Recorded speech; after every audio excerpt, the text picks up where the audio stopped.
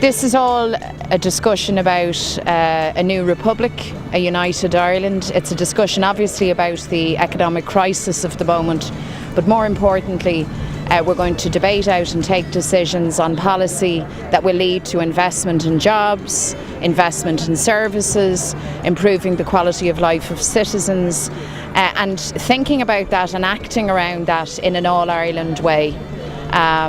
So I look forward to the debate. I think there's some really interesting motions on the agenda, obviously the social and economic agenda, but also on issues like reconciliation, our relationship with our unionist brothers and sisters. I think this is an important and challenging discussion for everybody, including Republicans. I think we're going to have an interesting debate around that. So I think it'll be lively, I think it'll be upbeat and productive, and we need to come away from this not just with policy positions on paper, but with a renewed sense of energy to go about our work.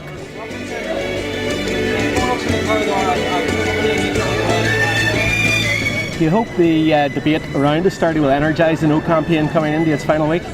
I think it should do. I think we've run a strong campaign. We've set out our stall. I mean, I'm absolutely convinced, whatever the result, and we won't know that until the 31st of May, that even those going out to vote yes for this treaty are doing so with a heavy heart. They know full well it's not a good deal. I think the climate of fear and hectoring that's been encouraged by government is deeply regrettable. I think it raises a fairly serious question about the relationship between governments and their citizens. So I think we need to look at that and we need to think about it. So yes, this will be one of the last chapters of our campaign, and we'll be leaving Kerry, then it'll be straight back out on the boot.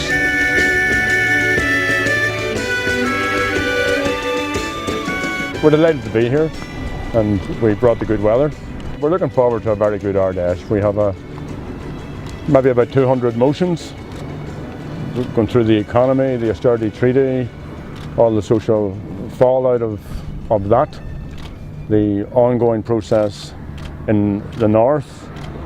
The theme is towards United Ireland, towards a new republic, because it's our firm belief that Ireland is in transition because of the economic situation here and because of the peace process in the north. And we'll debate all of these ideas out and come to conclusions and elect our leadership for another year. Gerry Adams, Labour posted posters outside your headquarters saying you're wrong on the bank guarantee and you're wrong on the fiscal treaty. What's your reaction to that? Well, Labour are the ones that are wrong, but we're not here to discuss Labour. The fact is people will have the opportunity to vote on the 31st, and we believe that they should vote no, and they should vote no to be wise, to be part of all the other Labour parties right across the European Union, all the Social Democratic parties, and the vast majority of the trade unionist organisations. So austerity isn't working. The proof of that is all around us, and the only way to get it working is to set a new direction.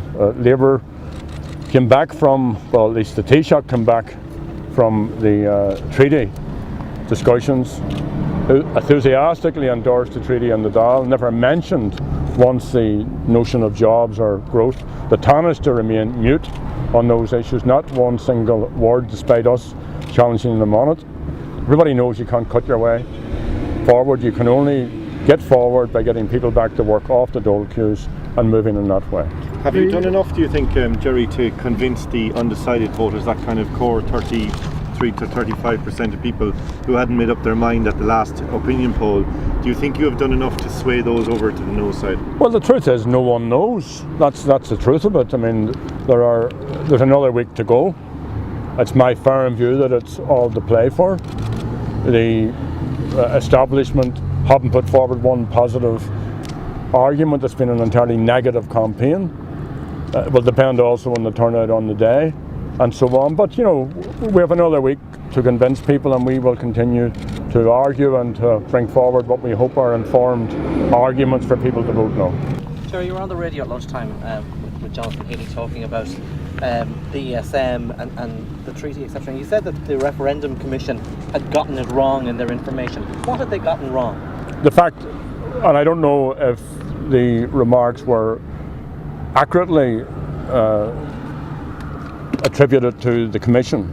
But any suggestion that we don't have a veto is wrong. The ESM is not a done deal. It's not law. It has to be made law, both in terms of European legislation and also in terms of our domestic legislation.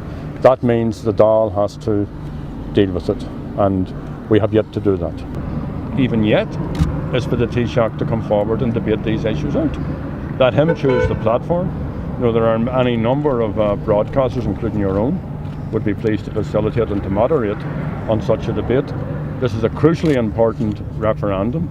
The Taoiseach clearly believes that people should vote yes. Well, then he should respect them. As the Taoiseach, he should come forward and put forward his reasons, and I will go forward and put forward the reasons why I believe, and why Sinn Fein believes, and people right across the European Union believe, that it's a very, very good and positive and patriotic thing to vote no.